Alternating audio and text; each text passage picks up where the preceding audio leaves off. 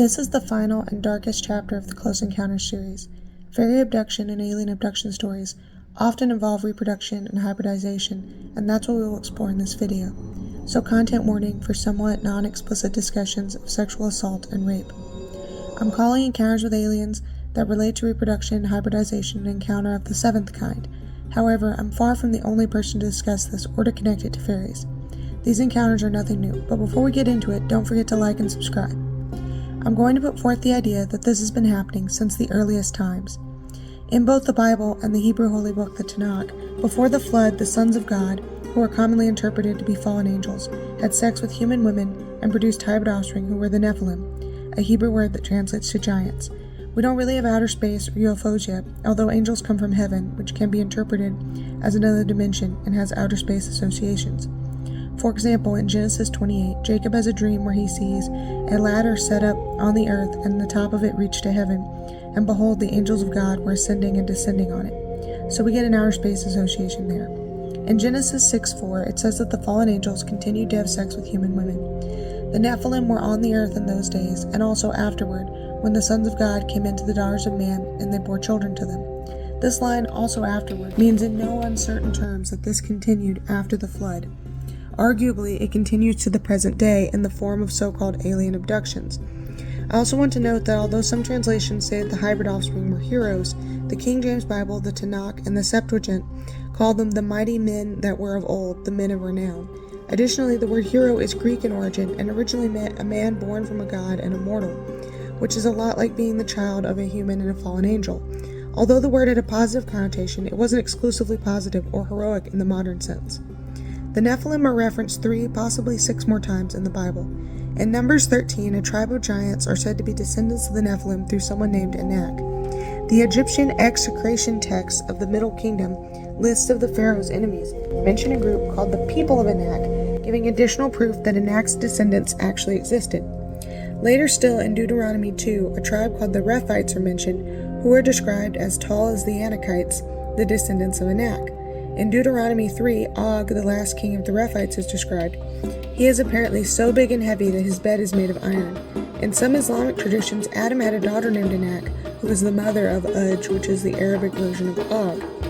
Is this Enoch related to the Enoch that the Rephites descend from? Interestingly, some myths claim that Adam's daughter Enoch had inhuman features like 2 heads. Cap Bra, a giant with 2 heads, was allegedly found in Patagonia in the 17th century. Was Cap Bra a descendant of Enoch? There are 3 more places in the Bible that might reference the Nephilim or their descendants. The first is the well-known story of Goliath. The Bible does not say that Goliath was descended from the Nephilim, Enoch, or the Rephites, and since that information is given in other places, it may mean that Goliath was simply a human with gigantism. It's worth noting, however, that 3 giants who were said to be descended from giants come from Gath, as did Goliath, and would be approximately his age, as they were also of fighting age and were killed shortly after him. Goliath's brother, also a giant, is mentioned. So it is possible that Goliath and his brother were also descended from the Nephilim. The last of the 3 giants explicitly said to be descended from the Nephilim also had 6 fingers on each hand and 6 toes on each foot, 1 Chronicles 26. In Amos 2:9, the Amorites, a tribe in Mesopotamia, are said to be as tall as cedar trees. The Lebanese cedar, which is what the verse is likely referring to, has an average height of 10 feet but can grow up to 120 feet. The oddest possible Nephilim reference is found in Ezekiel 32. The Aramaic and Septuagint translations, rather than their English translations, use the word giants, while other translations say fallen warriors. More specifically, the Aramaic Bible in plain English states, "The giants who are the fallen ones of the uncircumcised, who descended to Sheol with the armaments of their war." And the Brenton Septuagint translation states, "The giants that fell of old, who went down to Hades with their weapons of war." Side note, the Septuagint uses the term Hades because it is the Greek translation of the Tanakh. This verse is part of a larger passage where Ezekiel is prophesying doom and describing the fate of those who will die in battle, and says that they will go to the place where fallen warriors or giants are sent. Further confusing matters is the fact that the Aramaic translation specifies that the giants are the fallen ones, which sounds more like fallen angels than their descendants.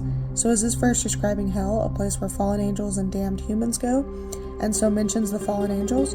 Or is it still describing hell but mentioning the Nephilim, who have also been damned to hell? If it is referring to fallen angels, then the fallen angels were giants, explaining why their descendants were as well. Perhaps they took human form but gigantic when they came to Earth to have sex with human women?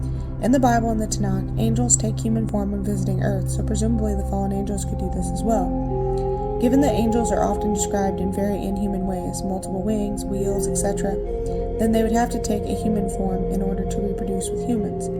Additionally, Jude 6 tells us that the angels who did not stay within their positions of authority, but left their proper dwelling, God has kept in eternal chains under gloomy darkness until the judgment of the great day, which is a possible reference to the sons of God who followed the Nephilim against God's wishes. Nephilim also appear in the apocryphal books of Enoch, Jubilees, the Testament of Reuben, and 2nd Baruch, as well as the Book of Giants, the Genesis Apocryphon, the Damascus document, and the Antiquities of the Jews. In the first section of the Book of Enoch, titled the Book of the Watchers, the angels who followed the Nephilim are said to be watchers, angels whose job it was to watch humanity. In this account, they followed a race of giants, as in the Bible. And they conceived from them and bore to them great giants. And the giants begot Nephilim, and to the Nephilim were born Eliud, and they were growing in accordance with their greatness. Enoch 7:2. The Eliud were hybrids of Nephilim and humans. However, the Book of Enoch gives additional details. They were devouring the labor of all the sons of men, and men were not able to supply them. And the giants began to kill men and devour them. And they began to sin against the birds and beasts and the creeping things and the fish, and to devour one another's flesh, and they drank the blood. Enoch 7:3-5. This calls to mind myths of cannibalistic giants found all over the world. Additionally, in this account, the fallen angels taught humans magic and metalworking, which is similar to stories of fairies and aliens teaching or granting abductees special powers. Because of the suffering of humanity, God discovers what the Watchers have done. He plans to lock them up and kill all the Nephilim. But the Watchers ask Enoch to intercede on their behalf, and so God decrees that the Nephilim souls will remain on earth as bodiless evil spirits. Side note, some people think this is where demons come from. Furthermore, in the Book of Enoch, the women who had sex with the Watchers are punished as well. In the biblical narrative, we are not told if the women were willing participants in the fallen angels' sin, but in the Book of Enoch they were, and so they became sirens. In Enoch, we also get another connection between the fallen angels and outer space. Enoch has a vision where he sees a prison in a place where there was neither firmament of heaven above, nor firmly bounded earth beneath it, for the stars and the hosts of heaven, seemingly another dimensional prison for stars and angels. The story of the Nephilim is recounted in the Book of Jubilees 5 as well, more or less identically to the story in Genesis. However, as in the Book of Enoch, the flood is said to be at least partially to cleanse the earth of Nephilim. This story is told again in the Testament of Reuben, where the angels are identified as watchers again, and the human women are also culpable. 2nd Baruch also references the Nephilim, describing them as huge in stature, skilled in war, which is in line with all the other stories. Moving outside of texts found in versions of the Bible, the Book of Giants is an apocryphal Jewish book that, as the title suggests, is all about the Nephilim. The narrative is basically the same as the Book of Enoch. There's also a Manichaean version of the Book of Giants. Manichaeanism was a dualistic Persian religion with elements of Abrahamic religions. In the Manichaean version, the Watchers are changed to be demons who are never good, in order to square with the religion's belief that evil could never come from good. The giant offspring are called Geborim in this as well. Geborim is a Hebrew word meaning people who are heroic or of great stature. Next, let's talk about the Genesis Apocryphon, which comes from the Dead Sea Scrolls.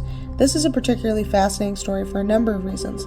The story we get is of Lamech, the father of Noah, being concerned that he is not Noah's father, but rather a watcher is. Firstly, this shows how common an occurrence it was for these people, and second, it is strikingly similar to concerns that one's child is a changeling. In fact, this might be the oldest changeling story in existence. Also, Noah's father is not a watcher in this story. There is one other Dead Sea Scroll that references the Nephilim, and that's the Damascus document. This text has some of the most striking and disturbing imagery of the Nephilim yet. We're told that the Nephilim were as high as the lofty cedars, and whose corpses were as mountains. This passage comes during the flood and seems to be saying that the drowned Nephilim were so large that their corpses were like mountains. According to National Geographic, to be considered a mountain, a landform needs to be at least 1,000 feet. So either cedars were taller back then, or the text is speaking hyperbolically. Either way, the Nephilim were huge. Lastly, the Antiquities of the Jews mentions Nephilim. The Antiquities of the Jews is a 20-volume historiographical work written by Roman Jewish historian Josephus. This was meant to be a factual accounting. In chapter 3 of book 1, Josephus tells the story of the fallen angels having sex with human women, just as is told in Genesis. However, Josephus adds one detail about the Nephilim. These men did what resembled the acts of those whom the Grecians called giants. The giants were not positive figures in Greek mythology and actually warred against the gods in the Gigantomachy. Furthermore, we will get into the behaviors of the Greco-Roman pantheon later in this video, and it ain't good. So any comparison to Greco-Roman mythology does not bode well, but is in line with the debauchery and evil that the fallen angels and Nephilim supposedly brought to earth. As we move through time, we will continue to see disturbing connections. Judaism isn't the only ancient religion where divine beings had sex with humans. Sacred prostitution was an aspect of many religions at that time. I'm going to put forth the argument that this is because the beings, fairies, aliens, fallen angels, had a continued sexual interest in humanity. Now these prostitutes were sleeping with other humans, but in some cases their union was meant to represent a union between gods or between a human and a god. Were the aliens sometimes visiting prostitutes in the guise of humans? Is this why they set up the practice? Just a thought. Remember in the Bible, angels could take human form. I have more specific examples though. It's time to talk about Zeus. He produces many hybrid children who have special powers. Hercules, for example. This is similar to the Nephilim, but also to the hybrid fairy and alien children we will discuss later in this video. Zeus doesn't only rape mortal women, though. In the myth of Ganymede, he doesn't just rape Ganymede, he also steals the boy and takes him to Olympus, which could be seen as an alien abduction story. This is by no means limited to Zeus, though. Selene, the Greco-Roman moon goddess, puts the mortal Endymion into an eternal sleep and rapes him to produce the Menai, 50 lunar demigoddesses. If we put it in modern terms rather than mythic ones, we have someone with outer space, moon associations, who puts a man in a coma or suspended animation and takes his sperm to artificially create hybrid offspring. Traveling north, in Norse mythology, Odin rapes Rindr, a woman who may have been a human princess, to produce a special hybrid son, Vali. The Skaldska Parmal states that Odin wrought charms on Rindr in order to have sex with her. These sort of assaults continue into the Middle Ages, as well as a new practice, taking mortal women to use them as nursemates for hybrid children. I could not possibly cover every single fairy-human interaction that results in hybrid offspring, so I'm just going to cover some key examples, starting with incubus and succubus. Incubi are male sex demons. The word comes from the Latin incubo, nightmare, one who lies down on the sleeper, and incubare, to lie upon. Succubi are their female counterpart, and their name comes from the Latin succuba, meaning strumpet, and succubare, to lie under. Many cultures worldwide have versions of incubi and succubi, night demons that seduce or rape people in their sleep. But what's particularly interesting about incubi and succubi is the theories that they were doing this for reproductive purposes. In the Malleus Maleficarium, a treatise on witchcraft written by German Catholic theologian Heinrich Kramer in 1486, he theorizes that succubi collect semen from men they seduce, and then incubi use the semen to impregnate human females. I've included a link to the Malleus Maleficarium, question 3, in my sources. It's a really fascinating chapter that references other works on the topic, including writing by St. Augustine. Daemonology by King James I of England has some more theories about incubi and succubi reproduction. The first theory is that sperm is stolen from a recently deceased man and used by an incubus to impregnate women. The second theory is that incubi possess the corpses of dead men and have sex with women that way. In the incubi and succubi theory, we really see the beginning of the idea that these beings need humanity to reproduce. In this case, the idea is that they don't have sperm. The Nuku-Matori of Maori mythology may have the same problem. The Nuku-Matori are a race of forest fairies who live on some undiscovered continent or island that can be sailed to. Tura, a chief of the Hauraki, the legendary ancestors of the Maori, sailed to their land and married a Nuku-Matori woman. Tura's story is strikingly similar to many European myths, such as the Voyage of Bran. Anyway, Tura discovers that Nuku-Matori women always die in childbirth because all babies are born by primitive C-section. Tura teaches his wife how to give birth vaginally, and she lives. It seems highly unlikely any culture would develop where no one gives birth vaginally and doesn't even know it's possible. But it could be that there's a kernel of truth in the story. The women can't get pregnant by Nuku-Matori men because they are sterile for some reason, and so they can only have children with human men, perhaps. On the island of Guernsey in the English Channel, there's a story that supports the idea of the females being the sterile one. The Aragosets supposedly came out of the sea, killed the men on the island, took the women as wives, and produced hybrid children. After several years, they left as mysteriously as they came, or they stayed and became invisible. The hybrid children were intelligent, able sailors of small stature, and the Aragosets regularly returned to watch over them. Sometimes the interest is in women who are seemingly already pregnant by human men. This interest can be because the child is actually not human, at other times this is because they want the mother's milk for their own children or for hybrid children. The minister and folklorist Robert Kirk wrote a treatise on fairy folklore, witchcraft, ghosts, and second sight, called The Secret Commonwealth of Fairies, Fauns, and Elves, where he recounts a story of a pregnant woman stolen by fairies. The woman seemingly died in childbirth, but then returned 2 years later, claiming to have been stolen by fairies, and the woman who died and was buried was a fake made by fairies. She got a hold of an ointment, seemingly the same ointment from Cherry of Zinor's story I talked about in part 4. When the woman got the ointment in her eyes, she could see the fairy realm and so was sent home. Although the story does not say it, I'm going to postulate on the basis that she was pregnant when stolen, and because of Cherry of Zinor's story, that the woman had access to the ointment because she was caring for a hybrid child, possibly her own. The fate of the child she was pregnant with is not mentioned, but she returns alone. Did they take her simply to be a nursemaid, or because they had previously impregnated her and were returning to collect the hybrid child, as well as a human nursemaid for said child? And this is a good time to talk about the abduction of fully human children and hybrid children.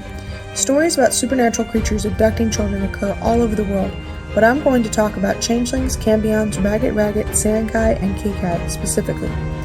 Changeling is a European term that can be applied to a couple of things, all relating to a fairy practice of stealing human children and replacing them with something else. That something could be a baby fairy, an adult fairy, even an enchanted piece of wood. The relevant thing here is the large-scale abduction of human children to be raised by fairies. I've been calling the child in the Cherry of Zenor story a hybrid, but he may have been a human child stolen by fairies. It could also be that the children kidnapped and replaced were in fact hybrid children. Assuming they are fully human, the question becomes why? Are they trying to bring more genetic diversity into their gene pool? Are they trying to create more Nephilim by breeding with kidnapped humans, possibly because subsequent hybrid generations like the Eliud are infertile? If that's the case though, why not kidnap adults? Do they kidnap children because it will be easier to get them to forget home? Or in the case of kidnapped infants, never remember home at all and so accept their new life? I've been using the word fairy here to refer to the abductors, but in truth, it's a lot more murky. Another word that was sometimes synonymous with changing was cambion. Cambion comes from the Latin cambium, which means to change. French theologian William of Averny wrote in De Universo in the 1200s that changelings or cambions were the children of demons, and that demons stole the children because they could not reproduce with each other or with humans. It's important to note that at the time William was writing, the terms fairy, demon, and incubi were often used interchangeably, so these demons might be second or third generation hybrids themselves who were sterile. Abduction of infants by supernatural beings was not limited to Europe though. In the Philippines, the ragged steals infants if they are unattended outside after sunset. The ragged themselves are immortal and youthful looking. Unlike most of the other beings I've talked about so far, the ragged are tiny. And in Japan, there are 2 different yokai, sankai and kakai, who are non-human beings born to human women. Are these hybrid children? I think it's relevant that kakai have a cattle-like appearance, and we know that fairies love cattle. Sankai look like turtles though, which could indicate hybridization with reptoid aliens. Now let's talk about Cherry and fairy nursemaids. In some stories, such as Cherry of Zinor's, women were stolen to act as nursemaids or even midwives for fairies. Being a midwife for a fairy is similar to the Nukumetori story from earlier in the video. Why would a seemingly advanced race capable of kidnapping and replacing humans and taking them to alternate dimensions need humans to deliver their babies or take care of their children? It could be that the women giving birth are kidnapped humans and so need human midwives. They may need human caregivers for their children because the kidnappers are actually fallen angels and the children abducted humans, so the children have no family units to take care of them. Horrifyingly, these stories are not confined to the superstitious past. Stories like those of the past continue into the present day. You probably think this is the part of the video where I talk about alien abductions, and I'm getting to that. But first I want to talk about 3 cryptids that I think are relevant: the dodo, the fainting hoe, and the orang minyak. The dodo is a crypto-hominid from Cameroon that was first reported in 2000 by cryptozoologist Bill Gibbons. It sometimes pursues human women. Remember that Bigfoot has been linked to UFOs, and the dodo is an African variant of Bigfoot essentially, so its pursuit of human women is relevant, I think. Over in Senegal, the fainting hoe is another crypto-hominid. George M. Eberhardt relates a fascinating story about the fainting hoe in his 2002 book, Mysterious Creatures: A Guide to Cryptozoology. A hunter captured a female fainting hoe and had children with her. Their daughter was said to be a great beauty, and her descendants still lived in the area in 1945. Now, this doesn't involve abduction of a human, but it seemingly demonstrates genetic compatibility between a human and a non-human, specifically a Bigfoot type. Also, the daughter's beauty harkens back to fairy stories, and maybe even to the mighty and renowned descriptors of the Nephilim in Genesis. I also want to point out that the Nephilim were giants, and so are most crypto-hominids. Lastly, the orang minyak is a cryptid from Malaysia that abducts young women. The name is Malay for oily man because they are said to be covered in black oil. They are always male and exclusively carry off young women at night, almost certainly to use them for breeding. Is this just another manifestation of incubi? Now I'm going to talk about aliens. There are far too many abductions for me to cover them all here, so I'm just going to talk about a few that I think are particularly relevant. I already mentioned in the previous video that Barney and Betty Hill's abduction had a reproductive element. Betty had a needle inserted into her navel. Barney had a cup attached to his groin, presumably to collect semen. When they returned home, both felt compelled to take a shower, and Barney described himself as clammy. Antonio Villas-Boas had a similar story. According to Chris A. Rakowski's A World of UFOs, Villas-Boas claimed to have met a female alien who hugged him and rubbed up against him like a cat in heat. Villas-Boas then claimed he became uncontrollably aroused. The alien woman growled and made guttural noises that turned off Villas-Boas, and they did not have sex. But it seems like the aliens wanted him to have sex with her. He was naked, trapped in a room, painful blood samples had been taken from him beforehand, and gas had been piped into the room, which Villas-Boas believed caused his arousal. So he was not interested in having sex with the alien woman in his prison cell, but felt that something was chemically trying to induce sex. It was a scientific sexual assault. Our next story is about a man who claims he did have a sexual relationship with an alien, David Huggins. He began to interact with aliens as a child, including aliens who looked like short Bigfoots. He also saw aliens who looked like human-gray hybrids, including one who he described as a motherly presence. Huggins eventually lost his virginity to the motherly alien as a teenager, which if true is very gross and wrong. The alien he slept with had seemingly been grooming him since childhood. They also collected his sperm. He eventually learned that they had created hundreds of hybrid children with his sperm. Huggins believes that the creation of hybrids has to do with preserving humanity. I am somewhat doubtful of this explanation, but although this video is primarily about the idea that these beings are the same as those in Genesis, I'm not going to rule out the idea that humans or human-alien alliances are behind the abductions. Which ties in nicely to my next topic, Dulce Base, an alleged U.S. military base where human-alien hybrids are created by an alliance of humans and aliens, and where many cattle mutilations have taken place.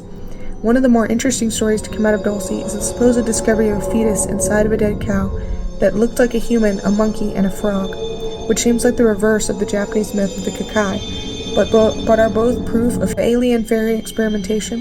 Why this experimentation involves cows is anyone's guess. Gabe Valdez, the man who discovered the fetus in the dead cow, believes that the cow was being used to incubate hybrid babies. Perhaps the women birthing Kikai were also unwilling incubators of hybrid offspring. Now I'm going to talk about my own theories as to why this is happening. Perhaps the race perpetrating these abductions is sterile or struggles to reproduce. If this race began with the Nephilim, then the next generation would be human Nephilim hybrids, who perhaps are largely infertile, unable to breed with each other, similar to how donkeys can interbreed with horses, but the next generation mules are sterile. In the story of the Nukumetori, the women all die while giving birth until a human man explains vaginal birth to them. Is this a cultural memory distorted over time? Instead of the women not knowing how to give birth, what if they can't give birth because they can't get pregnant by Nukumetori men? So they bring in human men and are able to have children with them. Alternately, this species might be able to reproduce with each other just fine, but choose to reproduce with humans in order to get genes they want from humanity, or to create hybrids that are stronger or better in some way. In the real world, this is called hybrid vigor. For example, wolf-dog hybrids are often larger and stronger than their parents because of hybrid vigor. It's very unclear what happens to the hybrid children. Are they treated as equals, or are they made to be some sort of slave race or second-class citizens? In the Cherry of Zenor story, the child who may have been a hybrid is treated as the fairy lord's son.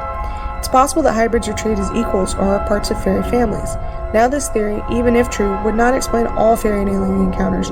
Instead, some would likely be cryptids, world governments, humans from the future, or even something we have no term for yet. I also want to note that while I think it's likely that these abductions stem from the Nephilim, I'm not theorizing about the morality of these descendants. I have no theological basis to assume their evilness. And with that, we come to the end of this series. I hope you've all enjoyed this exploration into the connections between fairies and aliens. I realize this video has been pretty dark. The next video will be more fun, I hope.